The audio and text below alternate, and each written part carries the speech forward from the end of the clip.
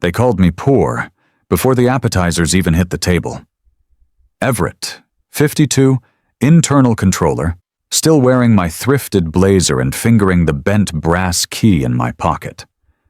The roast was overcooked, the wine room too cold, and they had no idea they were dining inside a building I owned. Ever been underestimated in a room you paid for? They called me poor before the appetizers were even served. I'd barely touched my linen napkin when Felicia leaned in, her voice laced with that honeyed tone she used right before cutting someone open. Still renting that little duplex off the freeway, Everett? I kept my thumb against the brass key in my pocket, the one I carried like a talisman. It was warm from my body heat, the edges smoothed by years of anxious rubbing. I gave a tight smile and reached for the water glass instead of answering. You know, Marshall Jr. chimed in, swirling his Merlot like it was blood. In Aspen, we just finished renovating the deck. Red cedar, mountain view, real estate's all about assets, right, Everett? He grinned, teeth too white. Or is that still a foreign concept? Across the table, Georgia adjusted her pearl bracelet, her tell when she was embarrassed and didn't want to say so.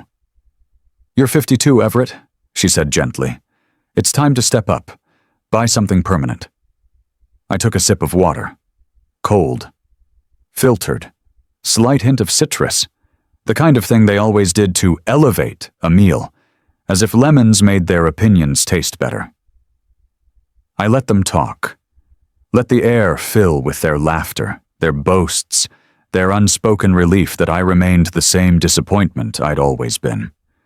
Truth was, I had nothing to prove at this table, nothing to gain, but I had something they didn't. Control. I watched Felicia unfold her napkin with too much flair, her ring catching the overhead light, sparkling like a lighthouse in stormy waters. She was always performing, even here, especially here. You really ought to let Marshall help you get into something more respectable, she said, dabbing at non-existent crumbs. He knows people. Oh, I'm sure he does, I said evenly. Plenty of people. Marshall laughed. You're still in that same little place on Alder Street, right? Surprised they haven't knocked it down yet. Not yet, I replied, my voice soft. I like the space. Silence, brief and brittle. Then Georgia again. It's just, you used to have such ambition, sweetheart. Charles Sr., who'd been nursing his scotch in silence, finally looked up. He's always taken the modest path, he said with a weary sigh. Let's not shame him tonight. It was meant to be protective, maybe even kind, but coming from him, it felt like a lid gently closing on a coffin. I leaned back, my spine straightening almost involuntarily. The chandelier above us flickered slightly, casting long shadows over the portraits on the wall. Langford's passed, staring down with stern, oil-painted judgment.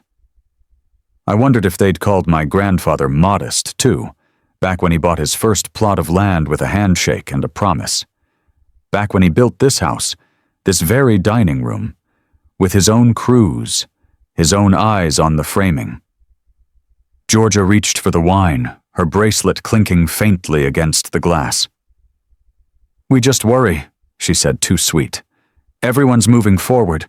You're just still where you were. I felt the key again. Cold now, somehow, though it hadn't left my pocket. The room seemed to hum with it, with the absurdity of it all. They were dining in a home built by a man who'd believed in substance, not surface. A man whose legacy they now wore like designer clothes, ill-fitting and borrowed. Felicia poured more wine. You know, Marshall was just featured in Modern Builder. Page 2 spread. Page 3, Marshall corrected, smug. I smiled. Well done.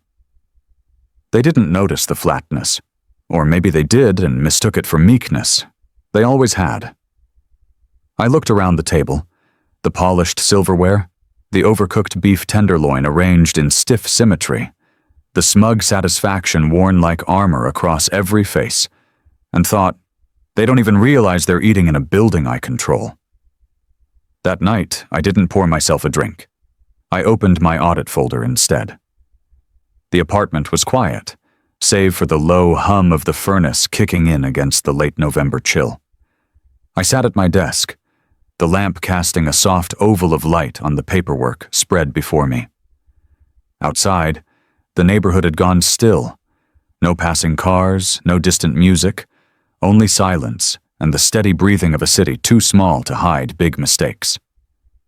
I flipped open the manila folder with the practiced calm of someone who had done this too many times before.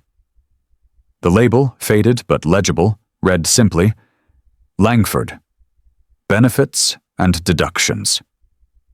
Inside, spreadsheets, email printouts, annotations in pencil, my handwriting, careful and small. I reached for my mug, took a sip of coffee, and winced. Cold. I didn't warm it again.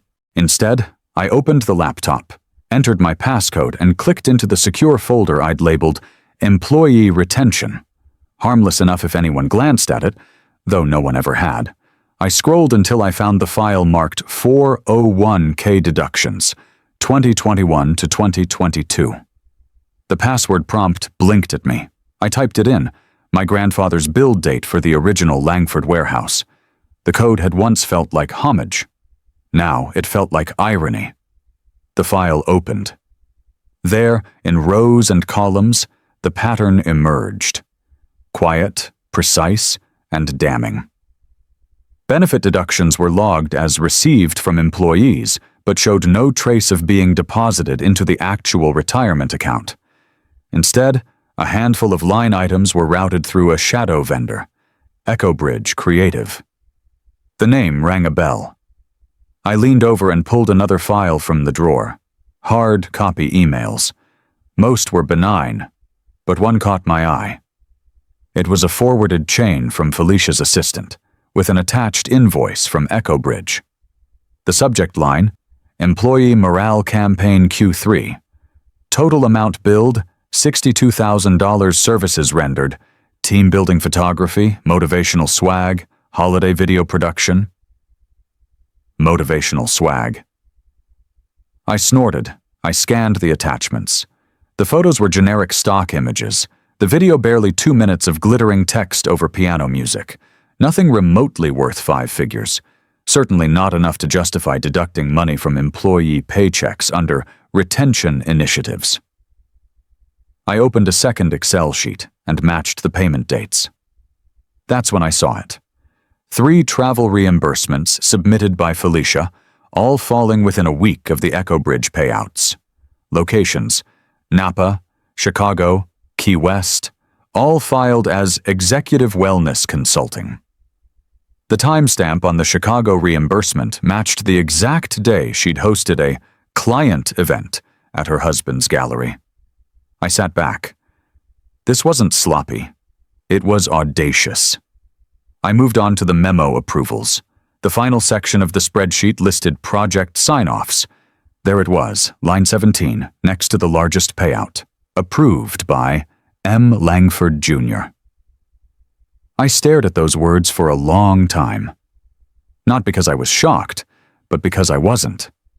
I'd hoped, foolishly, that I'd find sloppiness, an oversight, a well-meaning mistake, not signatures. I clicked my pen twice, then again, then a third time before setting it down. In moments like this, noise helps keep the walls from closing in. My phone buzzed. Lana. Audit trigger ready. 1 email and it begins. You sure? I didn't respond right away. Instead, I stood and crossed the room to the small wall safe behind the bookshelf. I hadn't opened it in months. The combination lock stuck slightly, as if protesting what I was about to do. I turned the dial. The safe clicked open. Inside was the key. Brass. Old. Still slightly warm from the lamp's heat, though I knew that was just my own mind projecting memory onto metal. I took it out and held it in my palm. The ridges pressed against my lifelines. I hadn't told Lana everything, not yet. I'd asked her to run the data, I told her we were doing a systems check. I hadn't said how personal this was. How many holidays I'd sat through biting my tongue. How many promotions passed over. How many times I'd watched my parents smile more at Marshall's headlines than at any of my quiet accomplishments. I didn't need them to say sorry. I just needed to stop pretending they hadn't failed the people who trusted them. The key caught a glint of lamplight. My phone buzzed again. Lana. Still sure? I stared at the screen for a long moment. Then I walked to my desk, picked up the pen again, and began to write. McCall still smelled like pine needles and burnt toast, just like it did in 1998. It was a town that aged in place. The same bait shop with the hand-painted sign still leaned slightly to the left. The diner on the corner still boasted Idaho's best pie in a window that hadn't been properly washed since I was 25. The parking lot was more gravel than asphalt, and the bell above the diner door gave the same tired ring it always had, like it was exhaling, not welcoming. I stepped inside and paused. Walt was already there. Same corner booth, same cracked leather briefcase sitting beside him like a loyal dog. His hair had gone entirely silver, but he hadn't lost the military posture. He looked up, and before I could say anything, he nodded toward the seat across from him and said, "Sit. Cherry pie's already on the way." I didn't argue. The booth's vinyl creaked under my weight, and for a moment we sat in silence, just like we used to. No need to fill the air. "You still drink it black?" he asked. "I've tried milk. Doesn't stick." He chuckled, then slid a chipped mug toward me. "Some things don't need fixing." The coffee was strong and a little burnt. Perfect. Walt looked me over. "You've lost weight, or patience?" "Both." He didn't ask why I'd come. He didn't need to. He'd trained me to spot the rot beneath polished reports. He knew the look of someone who'd seen too much of it, too close. The waitress, same one from 2 decades ago, or maybe her daughter, dropped off the pie. Walt didn't touch it. "Still sweet?" I asked, slicing off a piece. "Too sweet," he said, "like everything they try to sell these days." We ate quietly for a while. The pie was a memory more than a meal. Syrupy cherries, underbaked crust, the taste of audits and long nights hunched over ledgers in this very booth. "You remember the old code?" he asked suddenly. "For the warehouse vault?" He shook his head. "For yourself. Why you do the work." I said nothing. Walt reached into his briefcase and pulled out a worn folder tied with a simple ribbon. The paper had yellowed, and the corners curled like bark. He slid it across the table. "Langford bylaws," he said. "Original. Your grandfather's notes, all in his hand." I stared at it. I didn't reach for it. "He wrote them in pencil," Walt added. "Said ink felt too final for things that needed to evolve." I finally picked up the folder. It was lighter than I expected. The smell hit me immediately. Aged paper, graphite, something faintly herbal. Maybe cedar. I flipped it open and read the first line. "To house is to hold. A building is a promise." Walt sipped his coffee, watching me. "He meant every word," I said quietly. "He did, but his sons forgot, and their children built monuments to themselves." I looked out the window. Snow was starting to fall, soft flakes clinging to the diner's chipped trim. Across the street, a shuttered hardware store stood hollow, its roof sagging like a tired back. "He wanted homes, not portfolios," Walt said. "He knew the difference." I closed the folder. "You think I should tear it all down?" He leaned in. The booth's light caught the ridges in his face like topography. "I think you can burn it down if you want, but you'd be wasting what you are." I didn't answer. We sat a while longer, the air between us filled with 20 years of silence that didn't need explanation. The waitress came by with the check, and Walt handed her cash before I could move. "Still trying to out-generous me," I said. "I don't try, I just win." He grinned. I almost did too. As I stood to leave, he didn't hug me. Walt didn't do hugs. He just nodded once and turned his gaze back to the window, the snowfall thickening beyond it. The bell rang as I stepped outside. The cold hit my face clean, honest. I was halfway to the truck when the waitress called after me. "Hey, sir." I turned. She jogged over, held out the receipt. "You forgot this." I frowned. "I didn't pay." She hesitated. "He asked me to give it to you anyway." I took it. Folded inside was a small brass paperclip, exactly like the ones Walt used to mark line items during reviews.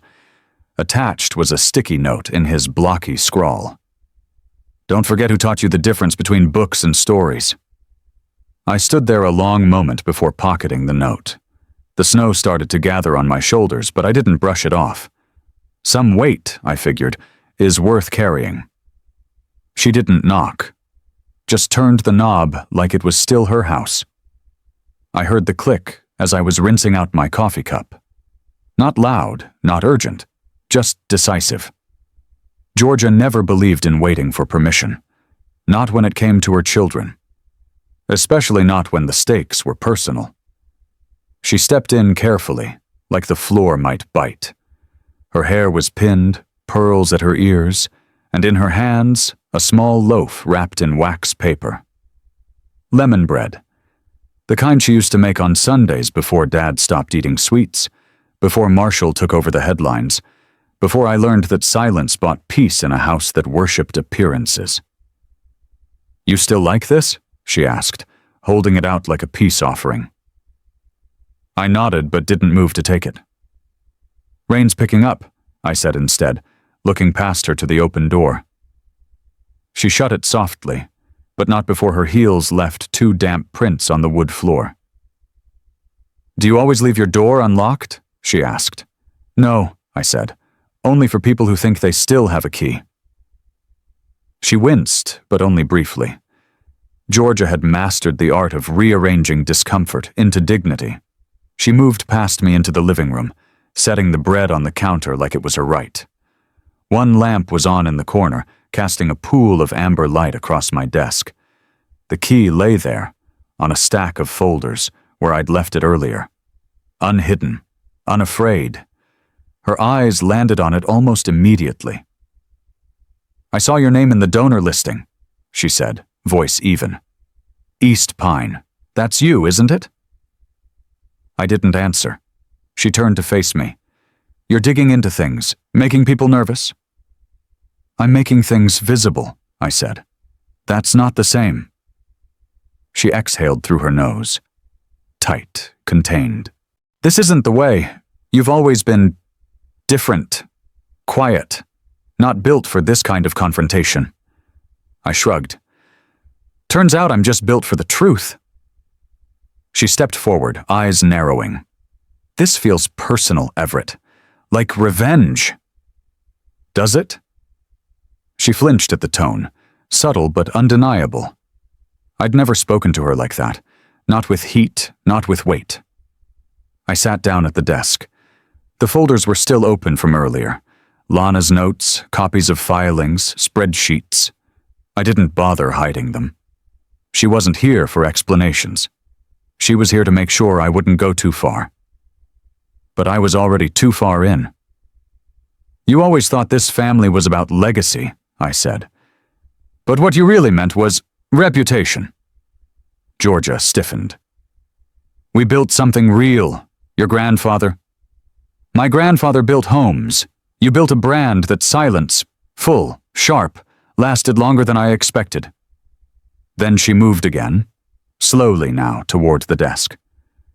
She reached out, maybe to steady herself, maybe to test the boundary. Her fingers brushed the edge of the desk, close to the key. "Don't," I said.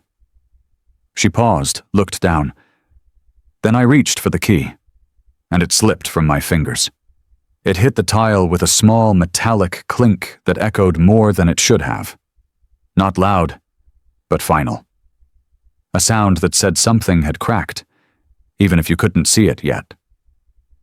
Georgia flinched, not from the sound, from what it meant.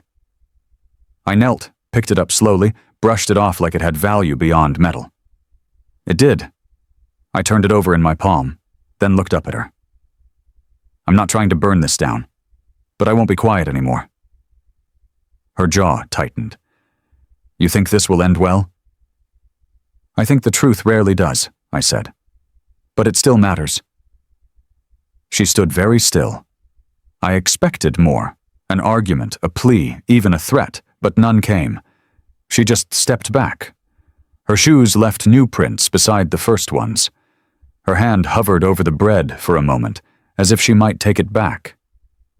She didn't. Without another word, she walked to the door, opened it, and left. She didn't close it behind her.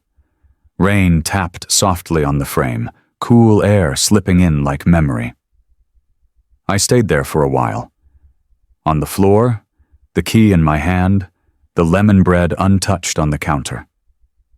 I listened to the weather, the way it whispered through old windows and across familiar guilt. Then my phone buzzed. Lana, board meeting in 48 hours. You ready? I looked at the key. Still intact, slightly scuffed. Maybe like me, rattled but not broken. Not yet. By the time I walked into the boardroom, they were already halfway through the performance. Marshall Jr. stood near the whiteboard, sleeves rolled just enough to appear competent, voice bouncing off the paneled walls. Transparency, he said, is our core value at Langford and Company. I almost laughed, not because he didn't believe it, he did, but because he thought saying it made it true. The boardroom hadn't changed. Polished walnut table. The Langford family crest carved into the far wall, backlit like an altar. 3 legal pads sat neatly in front of the independent directors. Untouched. Waiting. Felicia was pacing near the window, flipping through her tablet, her movements sharp, theatrical. She turned when she saw me, eyes narrowing just slightly before she schooled her expression into something smooth and composed. Everett, she said, lips tugging into a diplomatic smile. Didn't expect you to join us? I'm on the calendar, I replied. You just didn't check it. Georgia wasn't there. Charles Sr. was. He sat near the end of the table, hands folded, watching everything with the tired eyes of a man who'd built a company and watched his children turn it into a stage. Lana entered right behind me, crisp navy suit, hair pulled back, arms full of folders.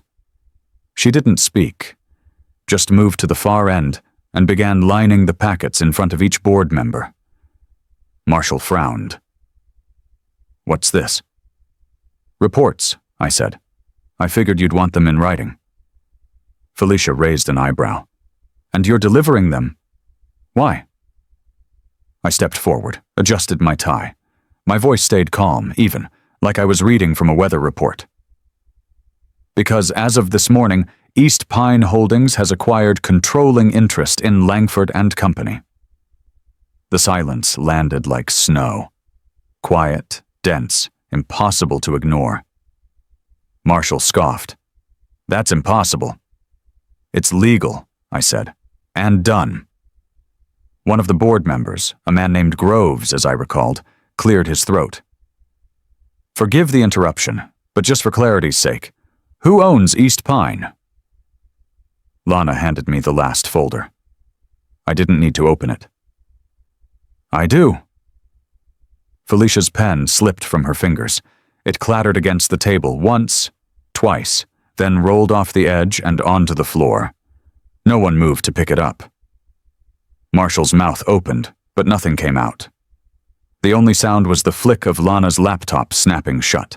Across the table, one of the board members, a woman with silver hair and an expression that had seen too many power plays, pressed her lips together, amused. She didn't laugh, but she didn't hide the twitch of one.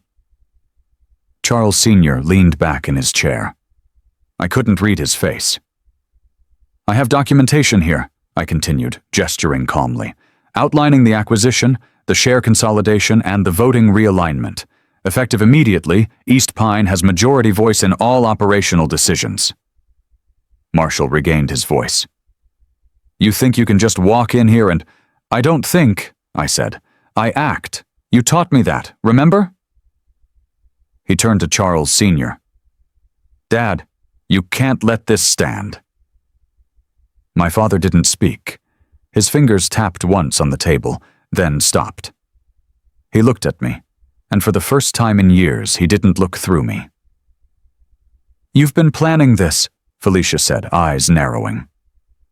I've been watching, I corrected. And waiting. She moved toward me like she might throw the tablet. Instead, she clutched it tighter. You're doing this to humiliate us, she snapped. No, I said, stepping to the head of the table. I'm doing this to protect the company my grandfather built, before the rest of you bury it in PR campaigns and inflated travel budgets. Lana placed one final folder in front of me. I laid it flat on the table. The Langford crest embossed on the cover looked strangely hollow under the fluorescent lights. I looked around the room. At the board members, neutral but alert. At Felicia, jaw tight. At Marshall, hands clenched. At Charles, unmoving. Then I opened the folder and said, Now, shall we look at the numbers? I wasn't loud. The data spoke for itself. The boardroom had changed. The temperature hadn't, but it felt colder. The same lights above seemed brighter now, casting everyone's faces in unforgiving detail. Felicia dabbed at her lip with a napkin that wasn't needed. Marshall Jr. tugged at his collar like it had suddenly grown tighter. And Charles Sr. He sat with his elbows on the table, head in his hands, like he was finally realizing what legacy had come to mean. Lana stood by the projector, silent and efficient. Her fingers tapped the remote once, and slide 1 appeared behind me. Let's begin with the 401k deductions, I said, flipping open the first folder. A bar graph. Clean. Color-coded. Numbers didn't stutter. These contributions were withheld from employee paychecks across the second and third quarters of 2022. You'll notice that while deductions were logged on payroll, deposits to the fund didn't reflect the same totals. Slide 2. A table showing deductions side by side with actual deposits. Slide 3. A red box highlighted the gap, over $114,000. Where did it go? I asked, not turning from the screen. Most of it appears routed through a vendor listed as EchoBridge Creative. Felicia leaned forward. That was for morale building, media content for the holiday campaign. Lana clicked. Slide 4. A still from the campaign. A generic holiday message with dancing vector snowmen and looping stock music. Cost to produce? I asked. $62,000. No, Felicia snapped. That included merchandise, staff gifts. Slide 5. Photos of branded mugs, drawstring bags, and t-shirts. The invoice listed line items, 17 mugs, 24 tote bags, bulk rates not applied, nearly triple market value. And the design firm, EchoBridge? I asked. Owned by your husband's brother, correct? Felicia opened her mouth, then closed it. Slide 6. Marshall Jr.'s face appeared, clipped from a vacation photo. Behind him, a luxury pool deck. The caption below, Jackson Hole Client Retreat. Dates matched a $38,000 expense filed as executive networking. I was entertaining clients, he said stiff, securing leads. None of those clients appear in the CRM, Lana said quiet. He turned to her, visibly rattled. You're an assistant. Stay in your lane. I run operations compliance, she replied without blinking. Slide 7. A wire transfer, $47,200 labeled Employee Enrichment, deposited to EB Holdings. A small footnote connected it to Felicia's PR boutique. You routed employee benefit funds through a shell, I said, and paid yourself. Felicia's eyes flashed. This is personal. You're twisting facts. No, I said. I'm presenting facts. You're twisting. Marshall stood. You don't know what you're doing. This isn't just numbers. It's the Langford name you're dragging through the mud. I turned to him. The name buried itself the moment it stole from its people. His face turned a dangerous red. You think the board will side with you? You've got data. I've got blood. Lana stepped forward and placed a printed copy of IRS correspondence in front of him. There's also an ongoing audit. Agent Rayburn's office. You'll want counsel. Silence dropped like a hammer. Then Groves, the silver-haired board member, cleared her throat.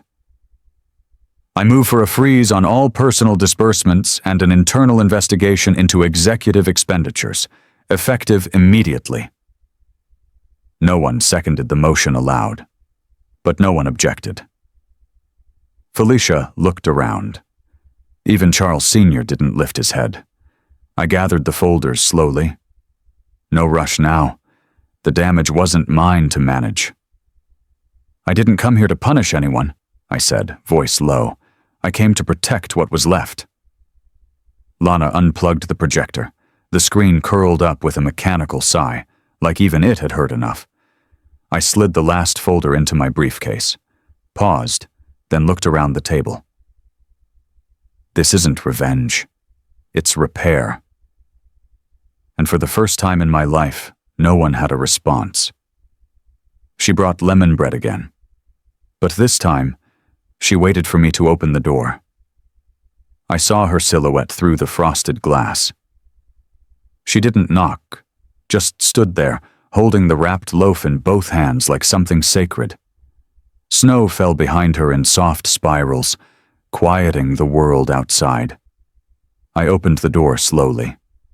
She didn't smile, not exactly, just gave me a small nod and stepped in, careful not to track slush onto the rug. I made the glaze thinner this time, she said, voice low. You used to scrape it off when you were a kid. I didn't correct her. I hated lemon bread, but I never said so. Not when I was 10, not when I was 20, not now. Some truths just feel meaner than they are useful. She walked into the living room without waiting to be invited, but something about her movement was different this time, less rehearsed. She looked around as if seeing the place for the first time. The fireplace flickered behind her. I'd lit it out of habit, not necessity. On the table between us sat 2 mugs of tea, one untouched. Hers now. She sat gently, placed the bread on the table, and set her purse beside her. Her hands lingered on the straps a beat longer than they needed to. Then, quietly, she said, I wasn't ready. At the meeting, I didn't know who you'd become. I didn't either, I said, until I had to be him. She nodded, eyes on the fire. I used to worry about you, not because you failed, because you were quiet. That kind of stillness, I never understood it. Your father, Marshall, they filled rooms. You always stepped back. It's easier to listen when you don't have to compete. She looked down at her lap. Her hands had started to shake. I didn't mean to pick favorites, she said, almost whispering. But I did. I didn't respond. Instead, I watched as she opened her purse and pulled out an envelope. The paper had softened at the folds, yellowed at the edges. She held it out to me with both hands, as if it were too delicate to pass casually. I found this last week. It's from your grandfather, written the year before he died. I took it carefully. The handwriting was unmistakable, angular, precise, the way he wrote numbers. The ink had bled in a few spots, but the message was clear. If the company ever needs rescuing, give it to the quiet one. He listens more than he speaks. That's what Langford needs to survive. I folded it slowly. My fingers moved without rush, almost reverent. She was crying now, not loud, just enough to leave her cheeks damp. I wanted to protect the name, she said, but I forgot to protect the person carrying it. I didn't know what to say. So instead, I walked to the drawer by the kitchen and pulled it open. The key was still there, bent from the fall. The brass dulled, scratched. I held it up to the light, then brought it to the workbench near the window. Took out the old needle nose pliers, twisted the stem gently, wrapped a strip of waxed cord around the handle. She watched me the whole time. When I returned, I knelt by her chair and placed the key in her hands. "It's not mine to hold alone anymore," I said. She looked down at it, then at me. "Will you teach me now?" she asked. I smiled. "Only if you bring the bread." The welcome sign wasn't flashy, just hand-painted, hanging from twine between two oaks. It read, "Langford Community Day," in thick, uneven brushstrokes, the tail of the Huayao curling too far under the D. It made me smile. Spring had finally settled into the ground after a long, stubborn winter. The air smelled like grilled corn and damp mulch. Children ran across the newly seeded lawn, their sneakers kicking up laughter as easily as dirt. A small acoustic trio played something soft under the gazebo. The mural on the west wall, painted by local school kids and retirees, depicted scenes of the old Langford factory, the new trust center, and a figure standing between the two. A little girl tugged on my coat as I passed. "That's the guy who saved my school," she whispered to her friend, pointing up at the wall. I didn't correct her. The launch of the Langford Workers' Trust Fund had drawn more people than expected. Tables lined the main walkway. Legal aid, housing support, retirement planning. No branding, no corporate banners. Just people helping people. Georgia was working the cider stand, pouring drinks in compostable cups, hair pinned loosely for the first time in my memory. She was laughing with Mrs. Ung from payroll, who used to bring me peanut brittle during year-end crunch. I watched them from a distance for a while before stepping forward. "You good on cups?" I asked. She turned, smiled. "Only running low on pride. The rest we've got covered." "Progress," I said. She handed me a cup. Her hand lingered on mine for just a second. No words, but the gesture was enough. Felicia was harder to spot. Eventually, I saw her near the donation box, standing alone, envelope in hand. She didn't speak, just slipped it through the slot and walked away. I caught her glance before she turned, unsure but not resentful. Maybe someday we'd talk, or maybe not. Sometimes people change without ceremony. Charles Sr. was seated on a bench near the fountain, a blanket over his knees. He didn't call out to me, just watched the crowd like someone finally seeing what their name could mean. I joined him for a while. "Looks like you built something," he said eventually. "Not alone." He nodded. That was all. The rebuilt fountain at the center of the park had taken the longest. Its original base was cracked beyond repair, but we kept the stones, reassembled them around a new core. On the side, etched into a brass plaque, the old family motto, "Legacy is what outlives your name."